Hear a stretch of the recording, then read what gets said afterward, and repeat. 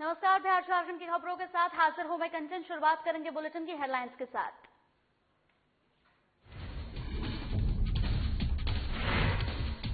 विधानसभा चुनाव को लेकर उपेंद्र कुशवाहा ने रोहतास में की बैठक। सैकड़ों की संख्या में कार्यकर्ता रहे मौजूद। जमकर उड़ी सोशल डिस्टेंसिंग की धज्जियां।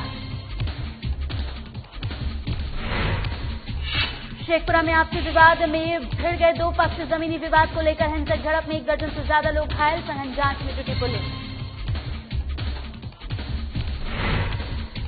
मोकामा बरीबीघा नेशनल हाईवे पर एक बार फिर दिखा तेज रफ्तार का कहर। पिकअप और बाइक में भीषण टक्कर, 2 युवकों की मौत, 1 घायल। और बोकारो में अपराधियों का तांडव जारी। एक कंपनी के प्रोजेक्ट अभियंता और एरिया मैनेजमेंट पर जानलेवा हमला। बाल बच्चे अधिकारी, जांच में जुटी पुलिस।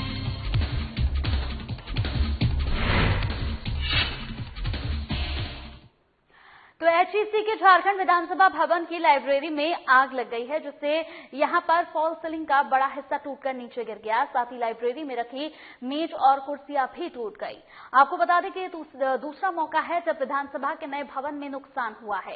इससे पहले 2019 दिसंबर में भी विधानसभा के ईस्ट भाग में आग लग गई थी, जिसकी वजह से काफी नुकसान हुआ था। ऐसे में अब ठेकेदार पर कई सवाल खड़े हो रहे हैं। इसी के चलते झारखंड विधानसभा के नए भवन से जानकारी दी हमारे संवाददाता चंदन वर्मा ने। झारखंड गठन के बाद तकरीबन 18 सालों के बाद झारखंड को यह भव्य झारखंड विधानसभा प्राप्त हुआ था।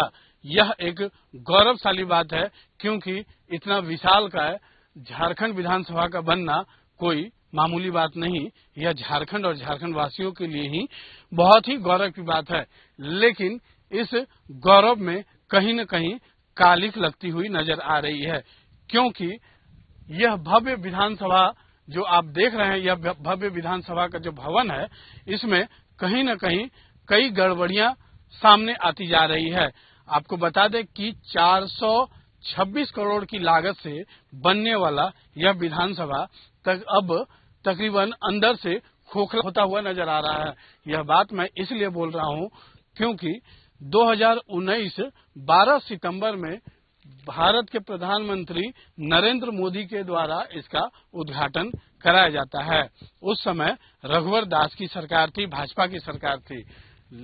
वहीं दिसंबर की बात करें तो दिसंबर में इसके ईस्ट साइड में आग लग गई, तो कहीं न कहीं शॉर्ट सर्किट की वजह से आग बताया गया था। तो अब जो है एक नई खबर यह सामने आ रही है कि झारखंड विधानसभा के अंदर जो लाइब्रेरी है उसका फॉल सीलिंग गिर गया था। लेकिन इस फॉल सीलिंग के गिरने की वजह से कोई हताहत नहीं हुआ, लेकिन कहीं न कहीं अब इस विधानसभा के निर्माण में इस्तेमाल किए गए मटेरियल पर सवाल उठ रहे हैं कि आखिर 426 करोड़ की लागत से बनने वाला यह विधानसभा, इसमें जनता की कमाई लगी हुई है और इसमें इस्तेमाल किया गया मटेरियल कहीं न कहीं घटिया क्वालिटी का इस्तेमाल किया गया है, जिसके वजह से विधानसभा का कुछ न कुछ नुकसान सामने आता जा रहा है। एक आग लगना, अब फॉल सीलिंग गिरना, कहीं न कहीं इन सब घटिया सामग्रियों का इस्तेमाल का एक रूप दिखाई दे रहा है। हालांकि इस विषय पे सरकार को भी बहुत ही गहरी चिंतनीय रूप से सोचने की जरूरत है, क्योंकि जनता की कमाई का लगा हुआ हिस्सा कोई अपनी गाढ़ी कमाई बनाकर अगर गमन कर जाता है घटिया सामान लगा के, तो कहीं न कहीं यह झारखंड और झारखंड वासियों के लिए एक दुखद बात है। तो इन सब मामलों पर थोड़ा सा सरकार को सोचना पड़ेगा, क्योंकि यह जो झारखंड विधानसभा है यह आरके कंस्ट्रक्शन के द्वारा बनाया गया था। जब से आरके कंस्ट्रक्शन ने सरकार को यह विधानसभा हैंडओवर किया है, तब से कुछ न कुछ इसमें गड़बड़ियां पाई जा रही है। इस विषय में अब जांच कहीं न कहीं लाजिमी है, क्योंकि जनता की गाढ़ी कमाई ऐसे ही आग लगकर और फॉल सीलिंग टूटने के रूप में अगर बर्बाद हो तो यह एक बहुत बड़ी बात है। सहयोगी पंकज के साथ चंदन वर्मा, साधना न्यूज, रांची। तो लॉकडाउन में एक तरफ जहां सरकार लोगों से सामाजिक दूरी के पालन करने की अपील कर रही है, तो वहीं दूसरी तरफ रालोसपा सुप्रीमो उपेंद्र कुशवाहा ने रोहतास जिले के यहां पर करगहर में अपने सैकड़ों कार्यकर्ताओं के साथ बैठक की, जिसमें सैकड़ों की संख्या में कार्यकर्ता इकट्ठा हुए, जिसमें सोशल डिस्टेंसिंग की जमकर धज्जियां उड़ती हुई नजर आई। वहीं रालोसपा के सुप्रीमो उपेंद्र कुशवाहा ने बताया कि बिहार में आने वाले विधानसभा चुनाव को लेकर बैठक आयोजित की गई है। कोरोना के समय में मुलाकात, क्योंकि चुनाव भी अब सामने है, तो स्वाभाविक है मुलाकात करके लोगों से बात करना और लोगों का कुशल क्षेम जानना, साथ ही साथ चुनाव की तैयारी में लोग क्या कर रहे हैं, उसी संदर्भ में लोगों से बात हुई है और सारे लोग लगे हुए हैं। हम लोग की कोशिश है कि महागठबंधन का उम्मीदवार जहां जिस क्षेत्र से हो पूरे बिहार में मजबूती से सारे साथी मिलकर उनको जिताने का काम करें, उसकी तैयारी अभी से जरूरी है। तो क्या लगता है इस बार महागठबंधन कैसा रहेगा? महागठबंधन में ऐसे तो जनता से पूछिए कि कैसा रहेगा, लेकिन हमको तो लगता है कि महागठबंधन इस बार सरकार बनाएगा। तो वहीं आदित्य कुमार आनंद ने उपायुक्त कार्यालय में उपायुक्त हजारीबाग के रूप में पदभार ग्रहण किया। आपको बता दें कि आदित्य कुमार आनंद 2013 बैच के आईएएस रहे हैं और वो हजारीबाग जिले के 90वें उपायुक्त बने हैं। इस दौरान निवर्तमान उपायुक्त डॉक्टर भुवनेश प्रताप सिंह ने नए उपायुक्त को फूलों का गुलदस्ता देकर उनका जोरदार स्वागत किया। साथ ही डॉक्टर सिंह ने जरूरी दस्तावेजों पर हस्ताक्षर कर नए उपायुक्त को अपना पदभार यहां सौंप दिया। इस जिले की क्या प्राथमिकताएं हैं और उनकी क्या चुनौती है, इससे आप सभी अवगत हैं। सबसे मुख्य चुनौती लोगों के सामने है वो कोरोना। इसके अलावा जिले की और क्या गतिविधियां हैं, क्या क्या प्राथमिकताएं होनी चाहिए, किन चीजों पर हमको ध्यान चाहिए, अधिकारी के साथ बैठ कर डिस्कस करेंगे, फिर उसके बाद इस पर। तो खबर मोतिहारी जिले के केसरिया प्रखंड की है, जहां एक सहायक कोरोना पॉजिटिव पाया गया। आपको बता दें कि बाढ़ आपदा से संबंधित काम कर रहे कार्यपालक सहायकों में से एक सहायक कोरोना पॉजिटिव पाया गया है। मामले की जानकारी मिलते ही कर्मियों में हड़कंप मच गया, जिसके बाद सभी कर्मियों ने काम का बहिष्कार किया। वहीं स्थानीय प्राथमिक स्वास्थ्य केंद्र के चिकित्सकों ने जांच की, जिसमें सहायक की रिपोर्ट कोरोना पॉजिटिव पाई गई है और फिर जगह को सैनिटाइज भी कराया गया है, जिसके बाद प्रभारी सीओ ने सभी कर्मियों से काम पर वापस लौटने की पहल की और फिर सभी कर्मियों ने काम को शुरू किया।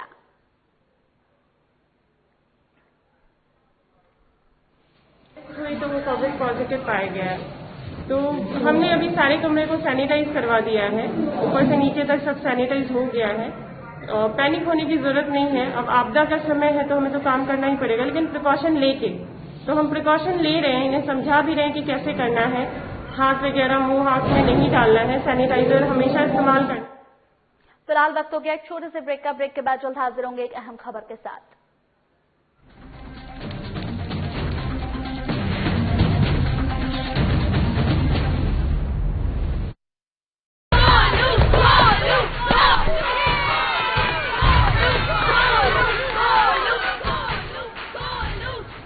बैटिंग तो अर्जुन कर रहा है, तो सब गोलू के लिए क्यों चेयर कर रहे हैं?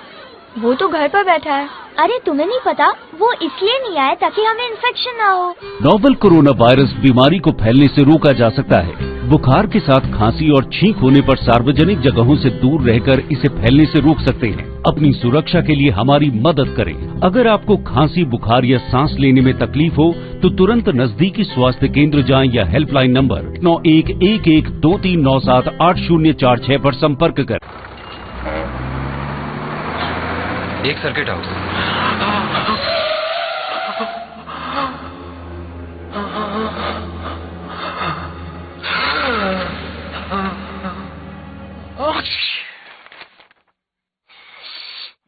नोवेल कोरोना वायरस बीमारी को फैलने से रोका जा सकता है। खांसते और छींकते वक्त अपने मुंह पर रुमाल और टिश्यू रखकर इसे फैलने से रोक सकते हैं। अपनी सुरक्षा के लिए हमारी मदद करें। अगर आपको खांसी, बुखार या सांस लेने में तकलीफ हो तो तुरंत नजदीकी स्वास्थ्य केंद्र जाएं या हेल्पलाइन नंबर 911123978046 पर संपर्क करें।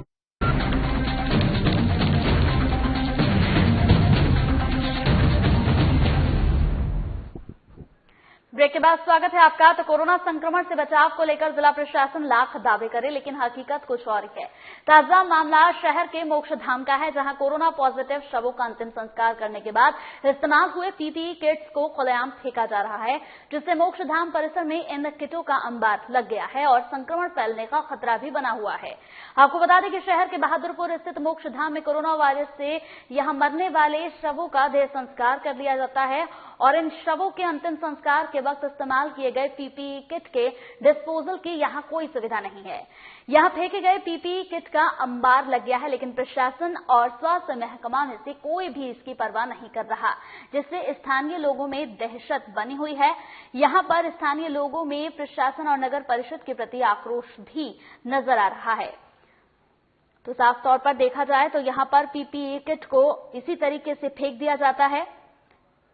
टीवी स्क्रीन पर आप देख रहे हैं ये तस्वीरें हैं मोक्षधाम की, जहां पर कोरोना वायरस से जो लोग खत्म हो रहे हैं उनका अंतिम संस्कार किया जाता है और यहां वो पीपीई किट को इसी तरीके से खुलेआम फेंक देते हैं।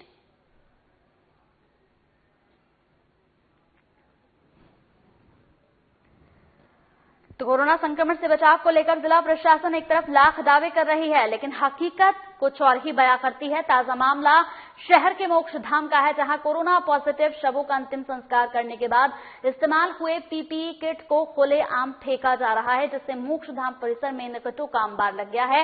लेकिन सबसे हैरानी की बात यही है कि जिस तरीके से पीपीई किट को खुलेआम यहां फेंका जा रहा है, उससे लोगों में तो दहशत है ही, वहीं सरकार पर भी कई सवाल हैं, क्योंकि पीपीई किट इस तरीके से इस्तेमाल करने के बाद फेंके जाने से संक्रमण का खतरा और ज्यादा बढ़ सकता है।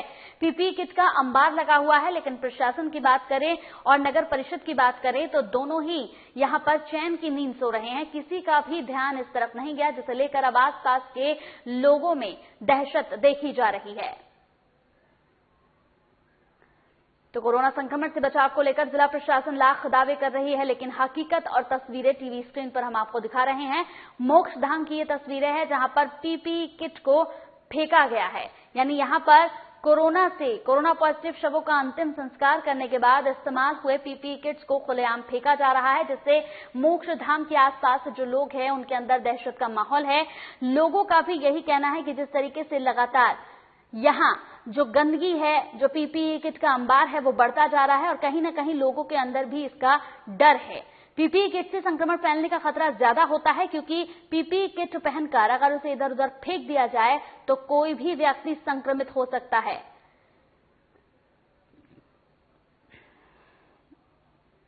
लेकिन सबसे बड़ा सवाल, लगातार कोरोना का संक्रमण बढ़ रहा है और ऐसे में इतनी बड़ी लापरवाही की जिम्मेदारी आखिर कौन लेगा? हर चीज को लेकर सरकार पर दोष नहीं मढ़ा जा सकता है। लगातार यहां पर स्वास्थ्य विभाग को भी सक्रिय होना पड़ेगा। स्वास्थ्य विभाग को भी अपनी जिम्मेदारियां यहां पर समझनी होगी।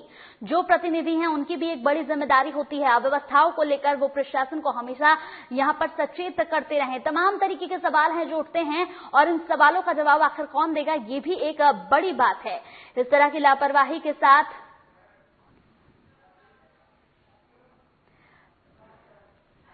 तो इस पूरी खबर पर अख्तरुल इस्लाम शाहीन हमारे साथ राजद से विधायक जुड़ गए हैं।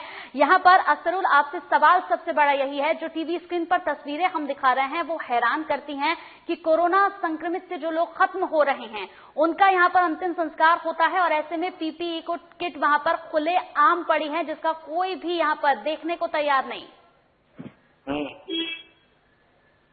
नहीं, ये बात में पूरी सच्चाई है। एक तो यह है कि इस रिपोर्ट में आप आज रिपोर्ट दिखा रहे हैं, ये लगातार पिछले कई महीना से ये देखने को मिल रहा है। वहां पर जनता जो है उसने आक्रोश भी व्यक्त किया था, नाराजगी व्यक्त किया था, विरोध किया था। तमाम जनता को मारा गया, पीटा गया और बलपूर्वक खदेड़ दिया गया, यहाँ तक कि उस पर केस मुकदमा कर दिया गया।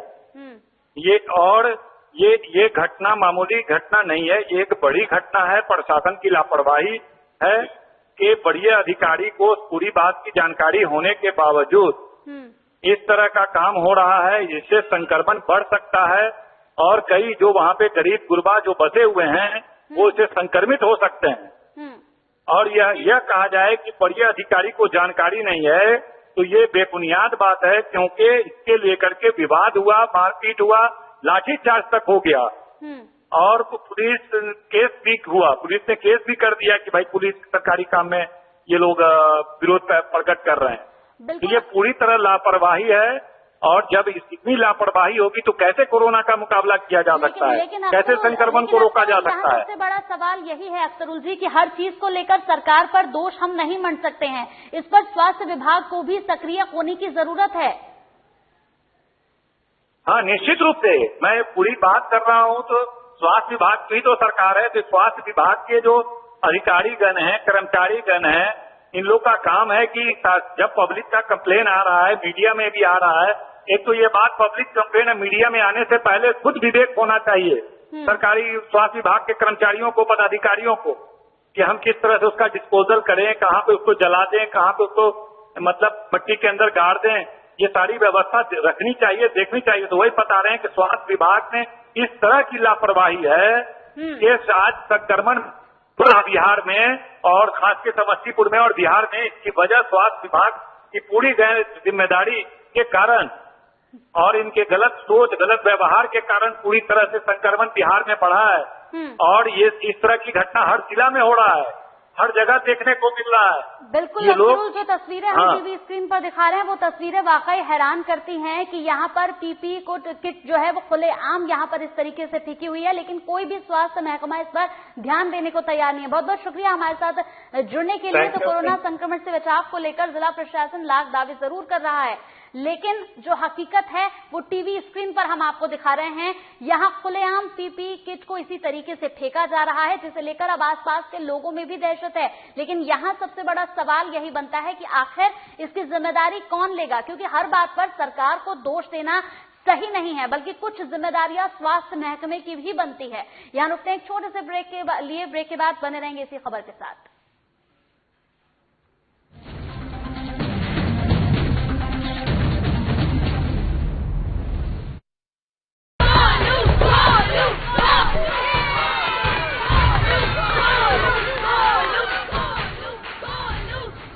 बैटिंग तो अर्जुन कर रहा है, तो सब गोलू के लिए क्यों चेयर कर रहे हैं? वो तो घर पर बैठा है। अरे तुम्हें नहीं पता, वो इसलिए नहीं आया ताकि हमें इन्फेक्शन ना हो। नोवेल कोरोना वायरस बीमारी को फैलने से रोका जा सकता है। बुखार के साथ खांसी और छींक होने पर सार्वजनिक जगहों से दूर रहकर इसे फैलने से रोक सकते हैं। अपनी सुरक्षा के लिए हमारी मदद करें। अगर आपको खांसी, बुखार या सांस लेने में तकलीफ हो तो तुरंत नजदीकी स्वास्थ्य केंद्र जाएं या हेल्पलाइन नंबर 911123978004।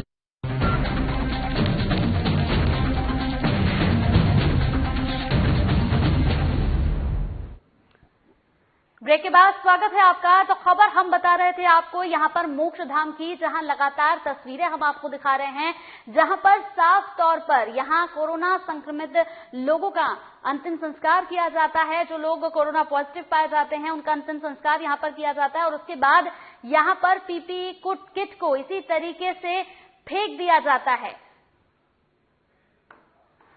तो इस पूरी खबर पर भाकपा माले नेता सुरेंद्र प्रसाद सिंह हमारे साथ इस पूरी खबर पर जुड़ गए हैं। सुरेंद्र प्रसाद जी, बहुत बहुत स्वागत है आपका साधना प्लस पर। जी सुरेंद्र प्रसाद जी, जो तस्वीरें हम टीवी स्क्रीन पर दिखा रहे हैं वो तस्वीरें वाकई अपने आप में हैरान करती हैं कि यहाँ पर मोक्ष धाम में पीपी किट को खुलेआम फेंक दिया जाता है, जिससे यहाँ और लोगों के संक्रमित होने का मामला भी है। लेकिन यहाँ पर अगर स्वास्थ्य विभाग की बात करें तो किसी तरह से इस पर ध्यान नहीं दिया जा रहा है। जी, वहाँ पर मुझे भी कई दाह संस्कार कार्यक्रम में मोक्ष धाम समस्तीपुर जो बांध किनारे है, नदी किनारे जाना हुआ, तो निश्चित तौर पर ये जो दिखाया गया ये बड़ी सनसनीखेज कहिए तो मामला है कि कोरोना से लगातार लोगों की मौत हो रही है। समस्तीपुर में कई जाने माने हस्ती जो चर्चित चेहरा जैसे डॉक्टर आराध्या हैं या फिर कहा जाए तो डॉक्टर DN प्रसाद हैं या नेमीचंद जैन साहब हैं, मोहन अग्रवाल हैं, बड़े बड़े जो चर्चित चेहरा थे उनकी मौत हो गई है। और बावजूद वहां पर जब देखा गया तो निश्चित तौर पर हम लोग भी हैरान रह गए कि जो PPE किट जो बॉडी से खोल करके जलाने के समय में जो हटा दिया जाता है वो बाहर ही फेंका हुआ रहता है और इससे निश्चित तौर पर कि कोरोना का जो इन्फेक्शन है वो ज्यादा फैलने की संभावना यहाँ पर बनी हुई रहती है। हाँ, सुरेंद्र प्रसाद सिंह जी, आप खुद एक जनप्रतिनिधि हैं और ऐसे में लगातार कोरोना का संक्रमण बढ़ रहा है। ऐसे में इतनी बड़ी जो लापरवाही है, इसका जिम्मेदार आखिर कौन है? क्या हर बात के लिए हम सरकार को दोष देंगे या फिर इसमें कहीं ना कहीं स्वास्थ्य विभाग को भी सचेत रहने की जरूरत है? नहीं, आपका कहना सही है, लेकिन जब मुझे एक सामाजिक कार्यकर्ता के बतौर जानकारी मिली, जानकारी के जस्ट बाद हम लोगों ने पहले सीए से, हम लोग को भी पीपी किट नहीं है, मात्र हम लोग सैनिटाइजर का मास्क का इस्तेमाल करते हैं, तो हाथ से छूने में अपने गड़बड़ लगा या किसी स्वीपर से उसको उठवाने में ये लगा। तो हम लोगों ने जो प्रभारी समस्तीपुर में सिविल सर्जन थे, उनसे बात की किस प्रकार का वहाँ गड़बड़ी, और जो मुख्यधाम के इंचार्ज हैं उनको भी कहे कि भाई इस तरह का जो समस्या है, इससे समस्तीपुर में और ज्यादा कोरोना की बीमारी फैलेगी, लोग को ज्यादा मौत होगी। इसीलिए इसको यदि उसमें से खोला जाए तो इसके लिए सरकारी गाइडलाइन क्या है, तो वो लोग माने आवाज रह गए, वो कहे नहीं इसके बारे में तो कोई अभी तक हम लोगों को सरकारी गाइडलाइन है ही नहीं। बिल्कुल, तो फिर हम लोगों ने स्वास्थ्य विभाग को सचेत रहने की जरूरत है। बहुत बहुत शुक्रिया हमारे साथ जुड़ने के लिए। तो अब हमारे साथ डॉक्टर नागमणि राज सदर अस्पताल से जुड़ गए हैं। डॉक्टर नागमणि जी, बहुत बहुत स्वागत है आपका साधना प्लस पर। जी मैडम। जी नागमणि जी, सबसे पहला सवाल मेरा आपसे कि पीपीई किट से संक्रमण फैलने का खतरा ज्यादा होता है, क्योंकि हम पीपीई किट पहनकर अगर उसे इधर उधर फेंक देंगे तो उससे कोई भी व्यक्ति संक्रमित हो सकता है। और ऐसे में जो तस्वीरें हम दिखा रहे हैं वो तस्वीरें हैरान करती हैं मोक्षधाम की, जहां पीपीई किट को खुलेआम फेंका गया है। ऐसा होना नहीं चाहिए मैडम। हाँ। अभी तो हमने हर जगह पे प्रॉपर बायोमेडिकल वेस्ट डिस्पोजल का व्यवस्था कर रखा है पूरे जिला में, जहाँ भी हमारा पीएचसी वगैरह है। और आपने अगर अभी मोक्षधाम की बात बताई है तो देखते हैं उसमें कहाँ से लापरवाही हुई है। यहाँ पर नागमणि जी, आपको लगता है कि इस तरह से लापरवाही के साथ हम कोरोना से लड़ सकते हैं? नहीं, बिल्कुल, ये तो एक तरह से क्राइम है मैम। अगर पीपीई किट को खुले में तो नहीं फेंकना चाहिए हमने। बाकी हमारे जितने पीएचसी वगैरह हैं सब जगह व्यवस्था हमने बायोमेडिकल वेस्ट का किया है और प्रॉपर वे में उसको डिस्पोज करने का ट्रेनिंग भी देते हैं। जो भी हमारे हेल्थ केयर वर्कर है जिसको यूज करते हैं उनको पहले ट्रेनिंग देते हैं और वो लोग प्रॉपर वे में करते हैं। बट ये मोक्षधाम वाला केस जो आप बता रही है मैम, तो इसको देखना पड़ेगा कहाँ से चूक हुई है। नागमणि जी, एक आखिरी सवाल मेरा आपसे और है। जिस तरीके से हम हर बात पर सरकार को दोष देते हैं, क्या आपको नहीं लगता कि यहाँ कहीं ना कहीं स्वास्थ्य विभाग को भी सचेत रहने की जरूरत है? क्योंकि एक तरफ हम मास्क की बात कर रहे हैं, सैनिटाइजर की बात कर रहे हैं, और दूसरी तरफ जो तस्वीरें हैं वो यहाँ पर कहीं ना कहीं स्वास्थ्य विभाग की लापरवाही को भी दर्शा रहा है। देखिए, इसमें सिर्फ स्वास्थ्य विभाग को दोष देना, जनरल पब्लिक के लिए भी ये मोक्षधाम में स्वास्थ्य विभाग का लोग तो जाते हैं क्वारंटाइन में, क्यूआरटी की टीम जाती है। हाँ। वो किट पहनते हैं। हाँ। तो जो उसमें कुछ जो उनके परिजन होते हैं उनको भी किट दिया जाता है मैडम। तो उनको हम ट्रेनिंग पहले से नहीं दे पाते हैं, तो यहाँ पे ये चूक हुआ है। जनरल पब्लिक के लिए भी ये अवेयरनेस की जरूरत है कि हाँ, आप ये अगर किट का यूज जो भी करता है हाँ। उसको प्रॉपर वे में उसको डिस्पोज कराना चाहिए मैम। तो उससे आगे अवेयरनेस के लिए आगे जो भी जाएगी, कहीं ना कहीं स्वास्थ्य विभाग की लापरवाही इसमें जरूर हम कह सकते हैं। साथ ही साथ यहाँ कहेंगे कि आम लोगों को भी इसका ख्याल रखना चाहिए कि पीपीई किट को इस तरीके से खुले तौर पर ना फेंके, क्योंकि इससे कहीं ना कहीं संक्रमित होने का जो खतरा है वो काफी ज्यादा है। बहुत बहुत शुक्रिया हमारे साथ जुड़ने के लिए। तो बढ़ते अगली खबर की ओर। बिहार में आपसी विवाद में हिंसक झड़प का एक और मामला सामने आया है। मामला शेखपुरा के वर्णा गांव का है, जहां जमीनी विवाद को लेकर दो पक्षों के बीच जमकर मारपीट हुई। इस घटना में 5 महिला समेत 1 दर्जन से ज्यादा लोग घायल हो गए हैं। घायलों का इलाज शेखपुरा सदर अस्पताल में किया जा रहा है। वहीं जब पीड़ित परिवार इलाज कराने शेखपुरा सदर अस्पताल आया तो दबंगों ने अस्पताल में भी आकर घायलों की जमकर पिटाई कर दी। हालांकि मामला संज्ञान में आते ही पुलिस ने स्थिति पर काबू पा लिया। फिलहाल पुलिस इस पूरी घटना की सघन जांच में जुट गई है।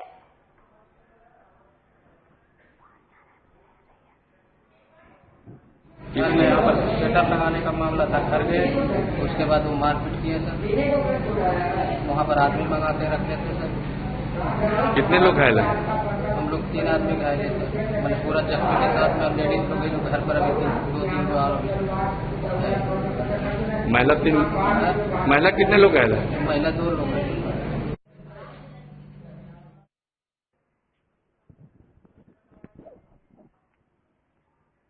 तो सरकार भले ही विकास के लाख दावे कर ले, पर कुछ सदर ग्रामीण यहाँ पर इलाके हैं जो आज तक विकास की धूल यहाँ पर देख रहे हैं। ताजा मामला पूर्वी सिंहभूम के सावनाड़ी गांव का है, जहां न बिजली है, न आवास है, न शौचालय है और न ही गांव तक पहुंचने के लिए यहां सड़क है। ऐसे में ये कहा जाए कि यहां के जनप्रतिनिधि गांव वालों को सिर्फ वोट बैंक की तरह इस्तेमाल करते हैं तो ये बिल्कुल गलत नहीं होगा। यहां सरकार की सभी योजनाएं भी दम तोड़ती नजर आ रही हैं। कभी तो राशन दुकान में 1 लीटर केरोसिन तेल 40 रुपए में मिलता है। गांव में 2016 विद्युतीकरण के तहत बिजली तो आई, मगर ट्रांसफार्मर जल जाने के बाद आज 4 साल बीत चुके हैं, गांव में ट्रांसफार्मर तक नहीं लगा, जिस वजह से 4 साल से गांव अंधेरे में रहने को मजबूर है। वहीं ग्रामीणों का कहना है कि इस बारे में कई बार जिला प्रशासन और स्थानीय जनप्रतिनिधियों से गुहार लगा चुके हैं, लेकिन समस्या जस की तस बनी हुई है। बहुत स्थिति खराब है, क्योंकि 4 साल से खराब है ट्रांसफार्मर।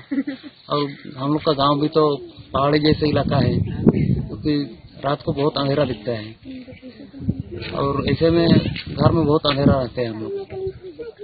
दिक्कत क्या क्या होता है अंधेरा?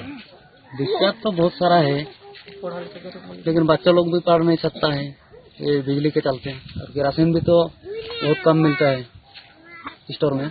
4 साल पहले से बिजली ट्रांसफार्मर खराब है और बिजली नहीं होने से हम लोग को बच्चा पढ़ने लिखने में थोड़ा बहुत दिक्कत, और केरोसिन भी हम लोग को स्टोर में सिर्फ 1 लीटर मिलता है, और हम लोग का जो आने जाने में रास्ता के लिए भी बहुत खराब है, कोई सुविधा नहीं है।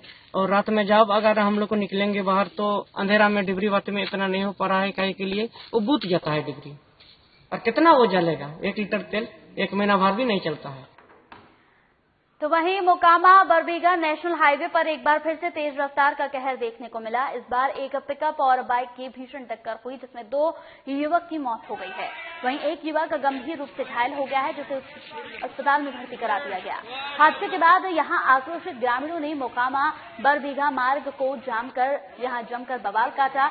मौके पर पहुंची पुलिस ने शव को पोस्टमार्टम के लिए भेज दिया और पुलिस ने इस पूरे मामले को दर्ज कर जांच पड़ताल शुरू कर दी। वहीं इस हादसे के बाद गांव में मातम पसरा हुआ है।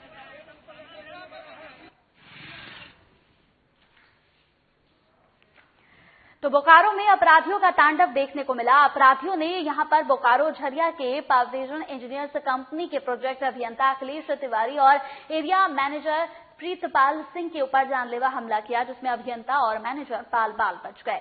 घटना बीते रात की है, जब जमुनिया नदी पुल के पास से 3 अपराधी एक मोटरसाइकिल से पीछा करने लगे और इसी दौरान पिस्टल तान दी।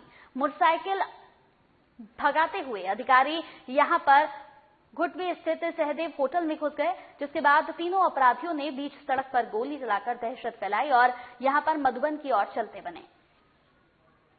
मामला कुछ नहीं है, उसका कुछ रंगदारी का कुछ पर्पस है, जो कि हमेशा करते आ रहा था और उसी पर्पस में उसने ऐसा घटना का अंजाम दिया है।